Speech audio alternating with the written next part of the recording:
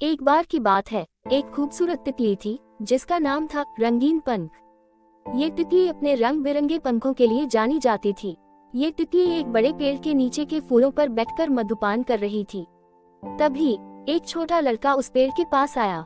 लड़के ने तितली को देखा और बहुत खुश हुआ। उसने तितली को पकड़ने के लिए अपना हाथ बढ़ाया। तितली ने लड़के का हाथ देखकर डर गई। ये तुरंत उड़ गई और एक दूसरे पेड़ पर जा बैठी। लड़का भी तितली के पीछे पीछे भागा। तितली एक पेड़ से दूसरे पेड़ पर उड़ती रही और लड़का भी उसके पीछे पीछे भागता रहा। अचानक तितली एक फूल पर बैठ गई। लड़का भी उसी फूल के पास गया और तितली को पकड़ने के लिए अपना हाथ बढ़ाया। तितली ने लड़के के हाथ को देखा और सोचा कि अब तो ये पकड़ी ही जाएगी। तभी लड़के की माँ ने उसे आवाज दी। लड़का अपनी माँ की आवाज सुनकर पीछे मुड़ा। तितली ने इस मौके का फायदा उठाया और उड़कर दूर जा गई।